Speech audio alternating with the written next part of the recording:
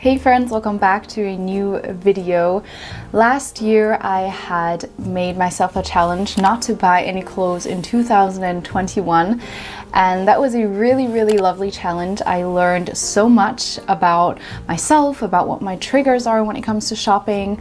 I learned that I need way less than I thought, and I was really pleased that I was able to save a lot of money but also save the environment along the way. I managed to go, I think, about 1.5 years without buying any clothes, and I made tons of videos on them. You guys found them so helpful, so I will link them down below or here in the cards. This year I wanted to give myself a new challenge. I wanted to challenge myself again not to buy as many things, but to shift the challenge to something a little different. This year I want to challenge myself not to buy anything online from Amazon. Now, my reason for this is, for one, I really want to be more intentional and live a slower life. I've made a video on this where I talk about how I want to live a slower life, and not purchasing online fits into this really well. For me, living a slower life means shifting my priorities to experiencing and living life instead of having everything be efficient and fast and productive. I feel like when things aren't as instantly and just out of our reach like it is a lot of the times nowadays, we tend to appreciate more the things that we already have. We tend to appreciate the process, appreciate where things come from, how much effort actually goes into making this. But if things come instantly and very affordably, we kind of give the item less value. We don't treat it as well, and we don't appreciate what actually goes into making this and bringing this all the way to where I live. You start actually thinking about whether you need this item. Is there a better place where you can get this item, or was this all just a spur of the moment impulse purchase at night laying in your bed when you were bored? Now, I have done all of those things. I thought about this for a while, and I thought, how crazy is it that we teach children to be patient, that you can't just have whatever you want. You have to wait your turn, you have to be patient, and some things you just simply can't have. But as adults, we demand same-day deliveries, we demand things to be incredibly, insanely, impossibly cheap, and we want them now. And if we don't have or get what we want, we throw a tantrum and we demand companies to meet our demands. We demand so much without actually thinking what this is causing, how this is affecting us as a society, our environment, the people that we surround ourselves with. Personally, I don't have anything necessarily against Amazon. I like to use it since it was so user-friendly. They sell pretty much anything you can come up with, and their customer service is amazing.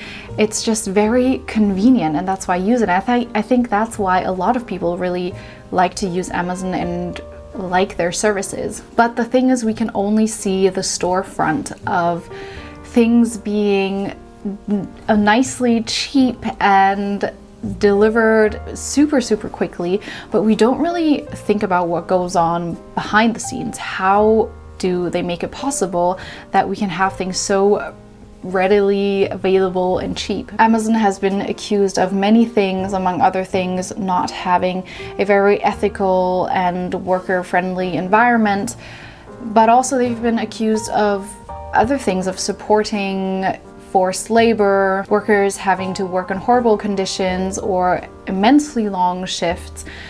And it's easy to just blame Amazon and say, wow, what a horrible company, there's nothing really I can necessarily do about it. But we can think about, how does it come to these horrible working conditions for these people? And if we think about it, it actually comes back to our consumer demands. We demand really cheap prices, and we demand things to be instantly, and that is why workers are working non-stop and things are being produced in very dubious factories or warehouses, all because the company wants to meet our demands of cheaper and faster. Local brick and mortar stores can't keep up with these demands, and they sadly have to shut down. And I see this in my city firsthand, that there are less and less family-owned businesses or just privately owned businesses. It's mostly big chains and big companies because they're the ones that can keep up with the insane low prices that we demand and the insane amount of product and the fastness and the availability of products that we demand. We shop online like crazy without thinking about where does our stuff come from, who does this impact, who has touched this item before it was able to get to me, and what was sacrificed along the way. And again, it's really easy to blame the big companies like Amazon for mistreatment of workers, and they're absolutely not entirely faultless here, but I feel like we also need to take some responsibility.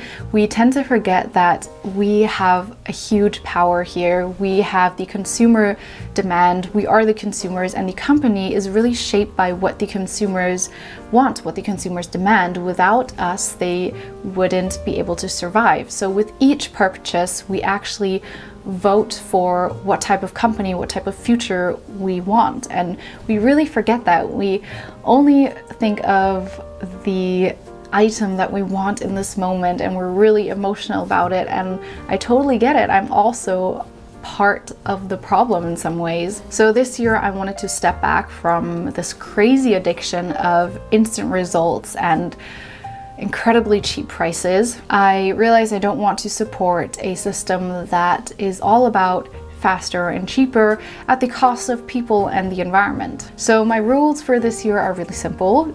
Not to shop on Amazon. Now, to be honest, I'm a little nervous about this. There are a few items that I regularly purchase there where I wouldn't know where else to buy them. I know it's possible, I just don't know where. And I want to try to buy the items in a physical store before jumping on a different online store. And I want to make sure to try to buy things from smaller owned companies that put a lot of value into the quality and where they source things from and how they treat their workers and just have good ethics in general. On the one hand, I'm really nervous how I will do, how this will affect me, whether I feel like I really need Amazon for my day-to-day needs, or will I actually be fine without them and actually discover new things that I will really come to enjoy. So I'm also really excited for the lessons I will come to learn. And I really wanted to encourage you guys maybe to join my challenge this year. I know that last time when I did the no buying clothes challenge, a lot of you really loved that and decided to join, and that was really nice that we formed this kind of community where we support each other. So I really hope we can do that for this year's challenge as well. Let me know if you are interested in joining. Comment "I'm joining" down below if you want to join, and we can support each other, lift each other up, and give each other tips when it comes to buying things not online but in stores. I'm always excited for challenges since they really help me grow and learn new things and see things from other perspectives. So I hope you enjoyed this video. Thank you so much for watching, and I'll see you guys in my next video. Bye!